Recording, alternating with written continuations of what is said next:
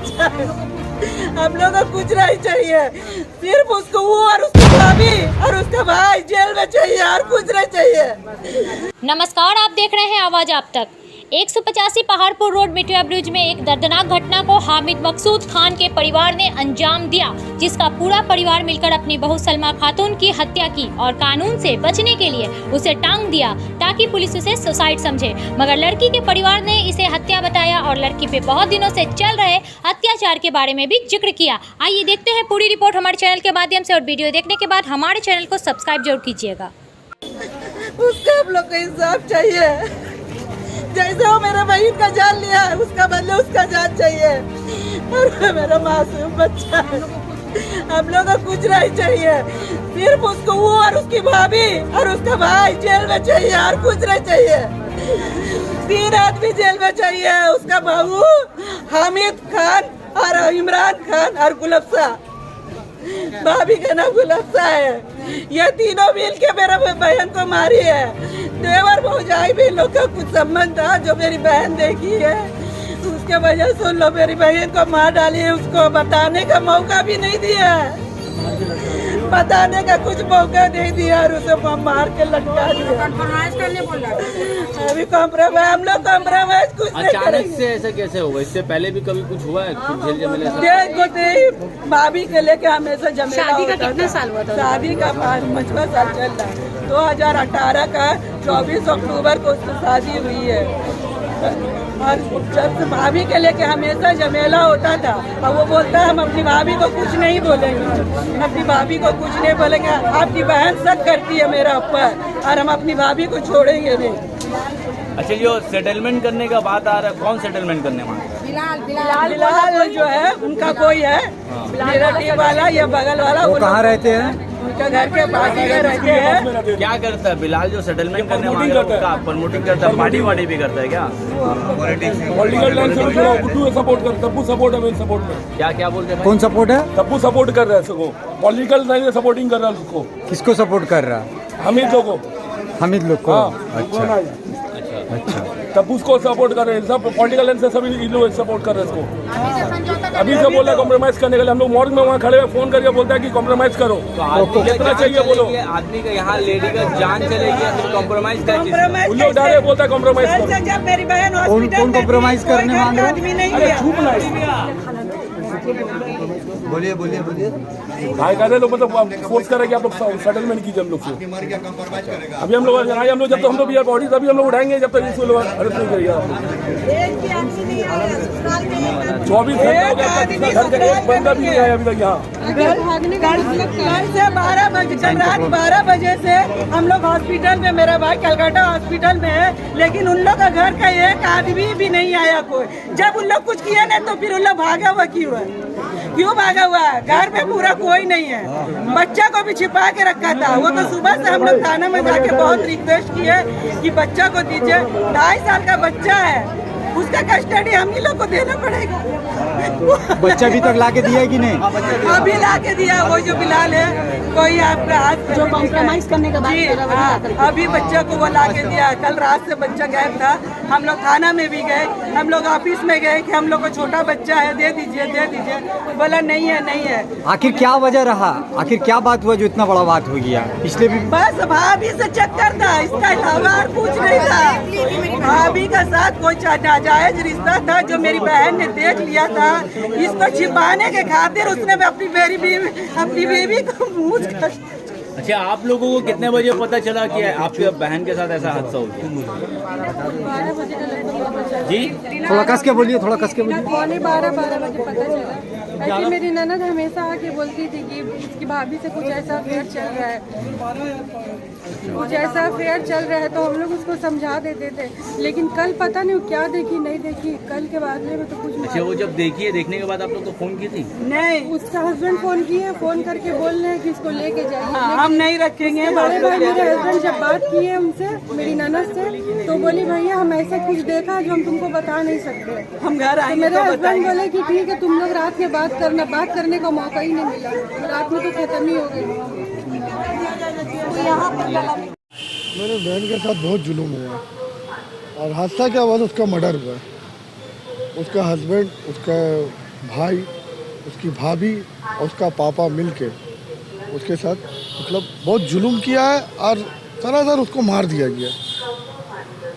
हम लोग को पता चला शाम को उसका शौहर का फ़ोन आया 7 बजे के टाइम में मेरे छोटे भाई के मोबाइल में कि आप अपनी बहन को ले जाओ। तो सोचे घरेलू मामला है, थोड़ा बहुत होता ही रहता है, पर हम लोग उसका कुछ उसकी भाभी के साथ पुराना कुछ संबंध था, ये सभी जानता था, उसके घर में भी जानते थे। फिर बहन को हमने फ़ोन किया कि हाँ बेटा क्या बात है, तो बहन बोलने लगी कि भैया आपको क्या बताएंगे, छोड़िए। तो मैंने कहा चलो कोई बात नहीं। फिर ऐसे ही बात होते होते फिर छोटे भाई के पास फ़ोन आया उसके हस्बैंड का, आप अपने बहन को घर से लेके जाइए। फिर वो हमको फ़ोन किया, हमने क्या बात है, तो बोला नहीं वो बार बार बोला अपने घर में लेके जाइए। तो हम लोग बोले कारण तो कहाँ है, ये तो कारण तो पता चल नहीं रहा है घर का। नहीं फिर बात छोटा भाई गया, उनसे बातचीत हुआ, सब कुछ हुआ, सब ठीक हो गया। फिर आपका जाके उनकी हमने उसको बोला कि देखो मेरे बहन को समझाया। फिर मेरी बहन ने बोली, मैंने कहा तू आ जा। फिर बोली नहीं भैया अभी उनकी मम्मी का डेट हुआ है, 20 दिन हुआ है और 20 दिन बाकी है, 40 दिन हो जाने दीजिए फिर हम आएंगे। ऐसे आएंगे तो लोग बात ख़राब होगा। मेरे छोटे भाई को उसने मेरी बहन ने ये बात बोला है कि 40 दिन हो जाने के बाद इन लोग का हम कुछ पोल खोलेंगे। इनके भाभी के कुछ संबंध था, ऐसा मतलब कुछ ना कुछ तो बात था। मतलब दहेज हमेशा जुलूम उसके ऊपर, हमेशा जुलूम। मतलब जब मर्जी आओ लेके जाओ, पता नहीं उन लोग के ऊपर क्या भूत सवार था। कल तो क्या भूत सवार था हम लोग को समझ ही में नहीं आया। इस हादसे के बाद अभी तो प्रोजेक्ट चल रहा, अभी तो हमको मतलब बॉडी ही नहीं मिला। अभी तो ये मतलब क्या बोलता है उसको, पोस्टमार्टम अभी हम लोग लेके जा रहे। अब जाके हम ऑफिसर बोले सब जगह दर्ज हो गया। अच्छा कल रात का वाक़या हम बता रहे हैं आपको। जिस टाइम मेरे भाई के पास फ़ोन आया, कुछ 11 सवा 11 के बजे टाइम में था, मेरे भाई के पास फ़ोन आया बहुत गुस्से में। उसने बोल रहा है कि आप अपने बहन को इसी वक्त ले जाओ, अगर कुछ हो जाएगा तो अब हम जिम्मेदार नहीं हैं। तो हमने भाई बोला क्या बात है, बोला नहीं हम जिम्मेदार नहीं हैं। तो हमको बोला, हम लोग दोनों भाई भागते दौड़ते गए। हम लोग बहन को फ़ोन किया, बहन फ़ोन नहीं उठा रही। फिर हमने उनका हस्बैंड को फ़ोन किया, फ़ोन क्यों नहीं उठा रही, बोली वो ऊपर बंद कर ली। अरे बंद कर ली तो तुम तो जाके लॉक खोलेंगे ना। हम लोग गए, देख रहे उनके पापा और वो बैठ के नीचे चाय पी रहे। हम लोग जैसे घुसते वो लोग चाय पी रहे। तो हम लोग बोले अरे अंकल सलमा कहाँ है, तो बोली होगी ऊपर। हम लोग ऊपर गए, मेरा छोटा भाई जो था वो हल्का सा मतलब हम लोग तो मतलब हड़बड़ा के गए, फ़ोन नहीं उठा रही है। ऐसे हल्का सा दरवाज़ा मारा है और दरवाज़ा खुल गया, देख रही मेरे बहन लटकी भी है और पाँव ज़मीन में। किससे लड़की हुई थी पूरा डिटेल बताएं। दुपट्टे से ब्लैक कलर का, पाँव ज़मीन में है और कोई वहाँ पर चेयर वगैरह नहीं। हम लोग बहुत ज़ोर ज़ोर चिल्लाए, कुछ आदमी का भीड़ लग गया। ये देखिए एक फ़ोटो आपको दिखा रहे मेरी बहन का। उसके बाद आपने तो उसी वक्त पुलिस को इन्फॉर्म किया आप लोग? हाँ हम लोग वहीं से थोड़े से दूर में आफ्ताब नर्सिंग होम था, वहाँ लेके गए। इन लोग ने इतना माहौल को मतलब ये कर दिया था वो लोग आपसी में कि मतलब साथ चल रहा। हमको तो अपना बहन को बचाना, हमको तो कोई ध्यान नहीं था। हम लोग बोले चलिए आफ्ताबी के पास चलिए। आफ्ताब के नर्सिंग होम में गए, वो क्या पता चेक किया, पर वो मुझे पता था उस टाइम तक वो डेट हो गई है, मगर उसने क्लियर नहीं किया। वो लोग यहाँ से निकालने चाहता कि क्योंकि उसके घर के बाजू में हॉस्पिटल था, वो चाह रहा था कि यहाँ से निकले, क्योंकि वो लोग खुद मर्डर किया। उसके बाद हम लोग सीधा कलकत्ता हॉस्पिटल में लाए। कलकत्ता हॉस्पिटल देखते ही बोल दिया ये अब है मेरी बहन हर इस दुनिया में नहीं है। ठीक है 2018 में ये हमारे छोटे भाई। ठीक है, ये प्लान किया हुआ मर्डर है।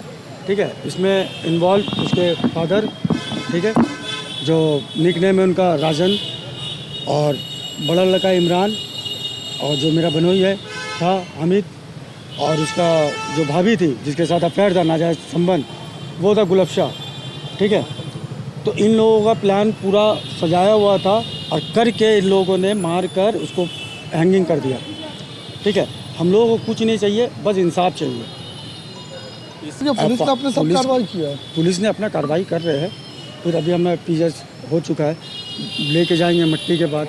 मट्टी नहीं अभी कोई पकड़ाया। उन लोग बच्चे के लिए बोला है कि बच्चे को हम भेज रहे हैं। किसने कहा ये बात? ये उनका मोहल्ला का एक बंदा है। एक दो बंदा है। उनका नाम है बिलाल भाई। बिलाल भाई बोल रहे हैं कि उनके बच्चे को हम आपको हैंड ओवर करेंगे। बाकी इसके बारे में हम लोगों को कुछ नॉलेज नहीं। और कल से अभी तक का ना एक आदमी नहीं, ना उनका घर से लेके कल ना घर से ना मोहल्ला से हम लोग रात भर अभी तक सोए नहीं है। कल रात से जगे हुए अभी तक का यहाँ है। अपने बहन का मतलब समझ लीजिए मोबाइल स्विच ऑफ करके रखा हुआ। तो फिर बच्चे उन लोगों के पास है और उन लोग आपको फोन करके कह रहा है कि बच्चा वही तो वो नहीं कह रहे हैं। वो नहीं किया, वो उनके मोहल्ले के एक आदमी है बिलाल भाई। जाहिर सी बात है वो लोग भी है यहीं, है यहीं। और तो बच्चे हैं, पुलिस के कस्टडी में भी नहीं है, कोई कस्टडी में नहीं है। हम लोगों को बस कुछ नहीं चाहिए। मेरी बहन बेकसूर थी, जिस तरीका से उन लोगों ने मार के उसको हैंगिंग किया, बस हम लोग इन मुस्लिम को चाहते हैं कि इन लोगों के साथ वैसे ही फांसी हो। प्रशासन अभी तक तो एक्शन में आई नहीं, कॉपरेट कर रही है। बाकी आगे देखते हैं। शासन से हम यही उम्मीद करेंगे, बस हमें जल्द से जल्द उसको अरेस्ट करिए और उसको कड़ी से कड़ी सजा दीजिए।